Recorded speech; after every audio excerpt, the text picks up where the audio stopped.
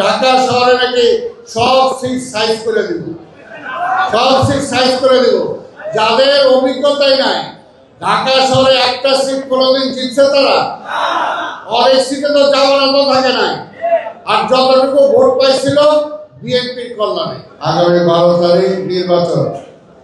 এই নির্বাচন বাংলাদেশের জন্য একটি গুরুত্বপূর্ণ নির্বাচন।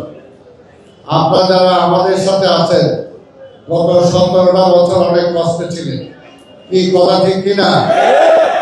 আবার কি কষ্টে থাকতে চান? কষ্টে না থাকতে চাইলে নিজের ভোটটাও দিতে হবে, অন্যের ভোটটাও আনতে হবে। সেটা কি জোর করে আনবেন? জোর করে না, সেটা তাদেরকে বুঝিয়ে। কারণ দেশটাকে যদি আমরা ভালো করতে চাই, আপনাদের দৈনন্দিন জীবন কেউ কি চায় কষ্টে থাকতে? কিন্তু আমরা করোনার সময় দেখছি, করোনার সময় আমরা এই শ্রমিকদের, বিশেষ করে বাস পরিবহন শ্রমিকদের সাথে দেখেছি যে তারা নিজেরা বলছে যে না খায় মরার চেয়ে করোনায় মরা ভালো। কি বলছিল কিনা? বলছে না খায় মরার চেয়ে করোনায় মরা ভালো। কারণ তাদের কাছে খাবার ছিল না, তাদের কাছে নিশ্চিত কোনো জীবন ছিল না, তাই করোনাকেও তারা গ্রাহ্য করে নাই। পেটের জ্বালা এমন জ্বালা, তো সেই কারণে আপনারা যদি চান দেশের সামগ্রিক একটা উন্নয়ন, শুধুমাত্র পরিবহন না, সারা দেশের যদি উন্নয়ন হয়, যুবকদের, শ্রমিকদের, ছাত্রদের, ব্যবসায়ীদের সকলের যদি উন্নয়ন হয়, তাহলে দেশটা ভালো হবে। সেটা যারা পরিকল্পিত উন্নয়ন দরকার। আপনারা শুনেছেন আমাদের নেতা দেশনায়ক তারেক রহমান বলেছে, আই হ্যাভ এ প্ল্যান। অর্থাৎ তার একটা পরিকল্পনা আছে কিভাবে মানুষকে ভালো করা যায়। আপনাদের নামে আপনার জনগণের সেবা করেন, কিন্তু সেবা করেও যতটুকু সম্মান পাওয়া দরকার আপনারা কিন্তু সেটুকু পান না। অনেকে হয়তো সেটার জন্য অনেকে অনেক রকম খারাপ কাজ করে বা কিছু কাজ করে, সেটারও অনেক সময় দায় দায়িত্ব আপনাদের উপর চলে আসে।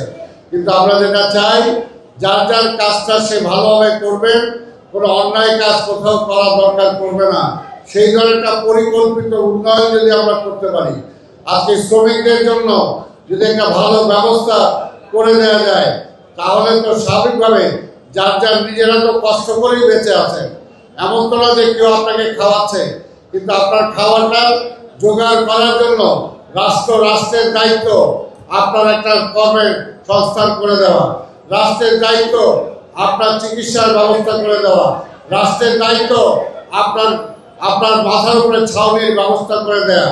কাজে রাষ্ট্র এই ব্যবস্থাগুলো যদি দায়িত্ব পালন করে, তাহলে সেই সরকারকে আপনার ভালো সরকার বলবেন না?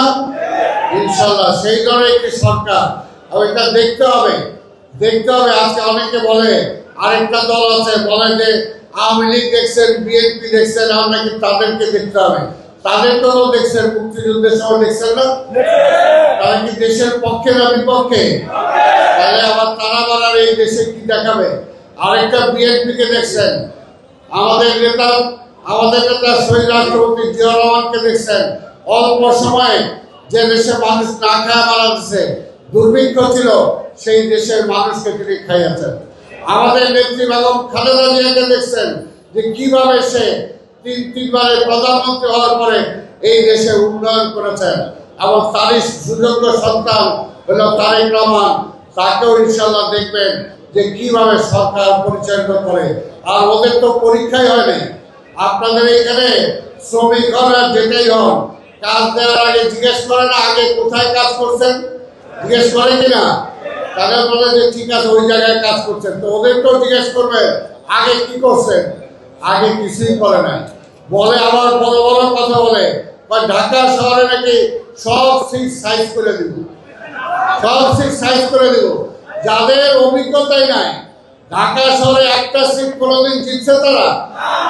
অনেক সিটে তো যাওয়ার মতো থাকে নাই। আর যতটুকু ভোট পাইছিল বিএনপির কল্যাণে, বিএনপির কাঁধে ভর করেছিল, বিএনপির কাঁধে ভর করে এর আগে মন্ত্রী হয়েছিল, মন্ত্রী হওয়ার পরে ব্যাংকের মালিক হয়েছে, টাকা পয়সা কামাইছে, টাকা পয়সা কামাই আমার বিএনপির ছিল না, আর বিএনপির ছিল না। ওই যে একটা প্রবাদ আছে, যারে দেখা বলতে চাইলাম না, আজকে এর জন্য বলতে চাই তারাও আজকে ভাই ঠিক আছে, আপনার ক্ষমতায় যাইতে চান, দেশের জনগণ যদি ভোট দেয় আপনারা যাবেন, কিন্তু বিএনপিকে দুর্নাম করে, বিএনপির বিরুদ্ধে হইলা, যে বিএনপির কাঁধে চলেছিলেন, যে বিএনপির আমলে এত কিছু করছেন, আজকে সেই বিএনপির ছিলেন না। এটা কেমন কথা হলো? কারা বলে, কারা করে এটা? হ্যাঁ, আমি আর বলতে চাই না নিজের মুখে।